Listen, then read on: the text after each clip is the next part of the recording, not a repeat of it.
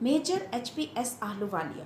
He is an Indian mountaineer, author, social worker, and retired army officer. He was a member of the first successful Indian expedition to Mount Everest. He climbed Mount Everest on 29th May 1965. Hello students, today we are going to discuss a lesson from class 8 Honeydew book. The title of the lesson is The Summit Within and the writer is Major H.P.S. Ahluwalia.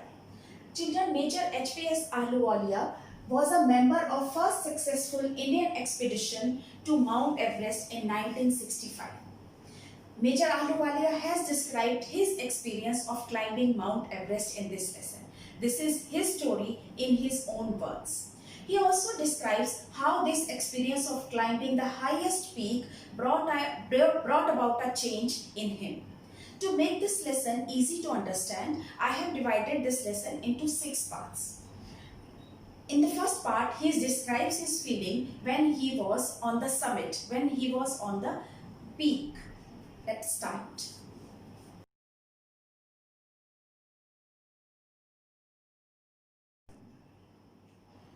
In the first part, Major Ahluwalia has described his feelings on the summit of Everest. Summit means the highest point. So in this part, he describes his feelings when he was on the top of the world, when he was on the summit of the Everest. He says that he felt humble. When he was on the peak, he was at the peak. Instead of feeling proud of his achievement, he felt humble. And he also says that he was physically very tired. And he also says that he was jubilant and sad. He was feeling happy and sad at the same moment. Jubilant means feeling of happiness or triumph. When you feel that you are victorious and you are happy, that is called jubilant. So he was feeling jubilant also, but he was also feeling sad. The reason of his sadness he could not understand. He could not understand why he was sad and happy at the same moment. Feeling of sadness might be because there was no highest peak to climb and there was no higher challenge. That's why maybe he says, in his own words, he says that maybe this was the reason that I felt sad and jubilant at the same time. Children, he also describes that this was the moment when he felt happy and he felt that this was all because God has given him this power. So he was thankful to God also. So these were the feelings that he describes in the first part. Let's move on to the second part.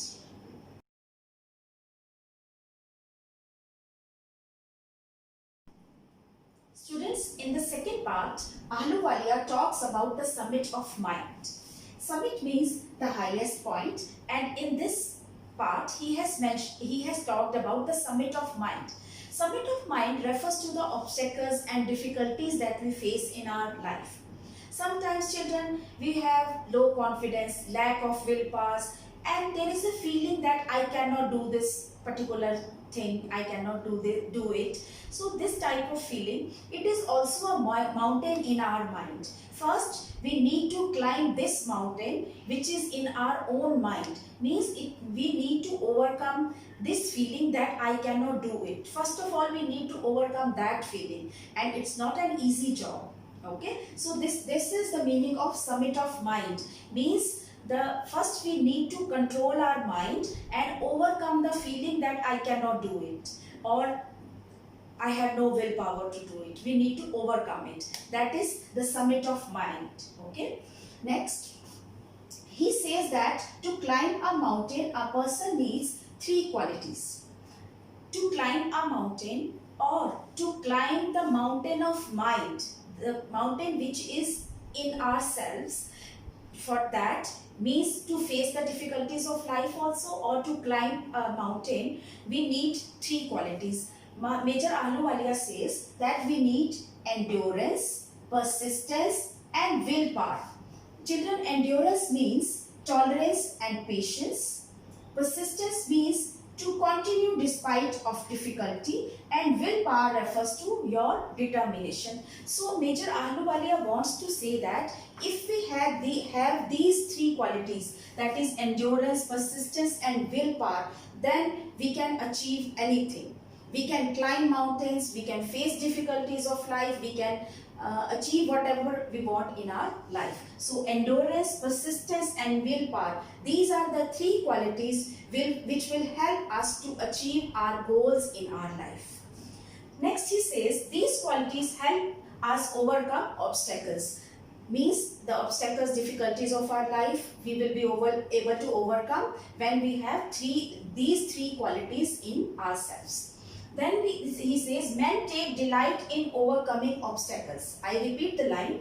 He says, men take delight in overcoming obstacles. He wants to say that we enjoy when we have challenges. And there is a feeling of joy when we overcome that challenge and we are successful in achieving our goal. That's why we love to take up challenges. Okay? That's why he says that men take delight in overcoming obstacles. When there is an obstacle, we fight, we work hard and we overcome it, and then there is a feeling of satisfaction and joy. That is the real joy and that is the real satisfaction which comes in our mind. So it gives us delight. That's why men keep on taking the challenges and they keep on facing the difficulties of life. So let us see what he says in the third part of the lesson.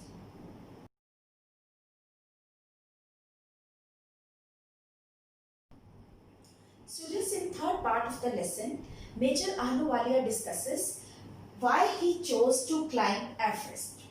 So he says that the question arises, why I chose to climb Everest? What was the reason behind this? Then he discusses the reasons also. The first reason for this he gives is, he says, the first reason is he has always loved mountains. He always loved mountains and mountains attracted him as if the mountains were calling him. That's why he chose to climb Everest.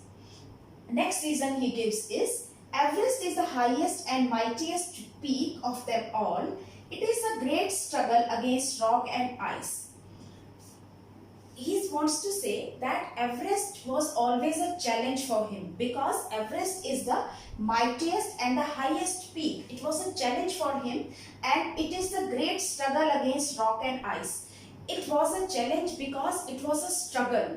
There are hard rocks. There is slippery ice on the mountains which makes the climbing very difficult for the climbers. So it was a challenge for him, and Major Ahluwalia always loved to face challenges. Okay, that's why he says that I chose to climb Everest. First, he loved mountains. Secondly, he loved challenges. He loved the challenge that peak of Everest posed in front of him, which was because it was the highest and the mightiest peak. Secondly, the challenges to climb it were very difficult. Slippery ice, hard rocks and other difficulties that climbers face while climbing any mountain.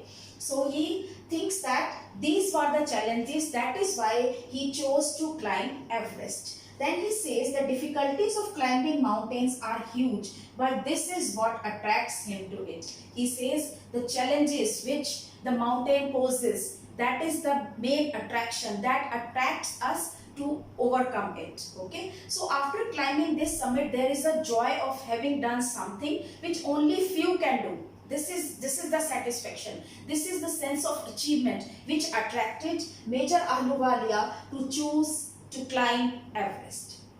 Now we move on to next part.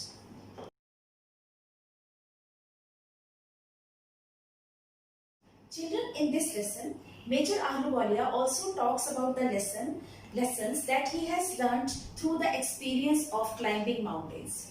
He says, climbing mountains also gives us lessons in comradeship.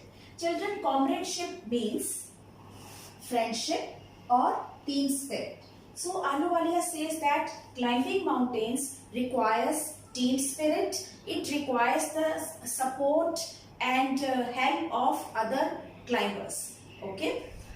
He gives an example. While climbing, two persons have to share a rope. One climber cuts the steps on the hard ice. He says that during climbing mountains, they support each other. The climbers support each other. Sometimes they have only one rope and two persons use it. Sometimes one person holds the rope and the other one cuts the steps in the ice. It means they support each other. That is how climbing mountains becomes easy. Okay. A single man cannot simply think of being a climber. He says that without a team, for a single climber, it is not possible to achieve it. Okay, a single climber cannot climb a mountain.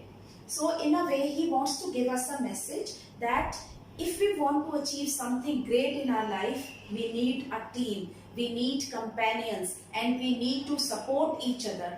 Then all the work which we consider difficult, they will become easy. Let's move on to next.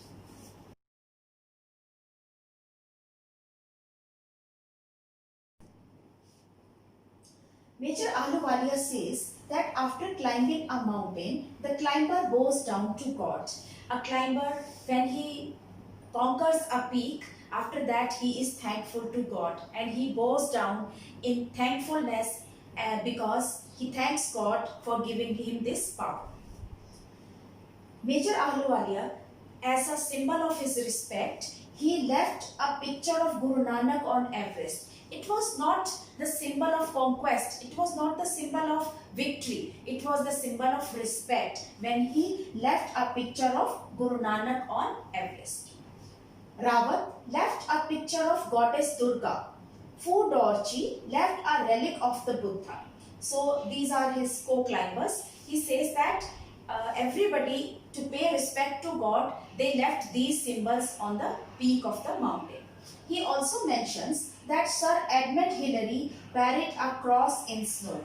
In this lesson, he also mentions about Sir Edmund Hillary. Sir Edmund Hillary was also a mountaineer and he and his team were the first to conquer the peak of Mount Everest. So, Edmund Hillary, according to his Christian belief, he had also buried a cross in the snow. Let's move on to next part.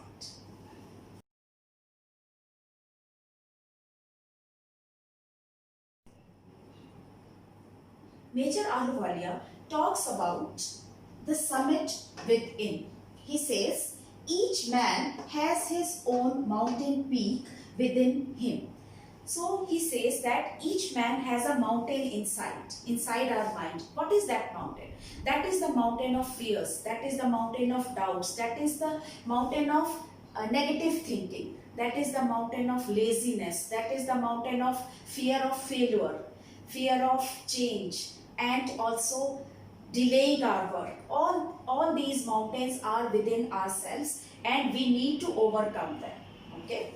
Then he says, climbing this inside peak is also like climbing Everest. He says that as climbing Everest is a difficult task, in the same way overcoming all these fears, doubts, negative thinking, etc. it is also a difficult job. We need to work hard for it. If we want to overcome all these obstacles of our mind, then we need to work hard and it is as difficult as climbing any mountain. Okay.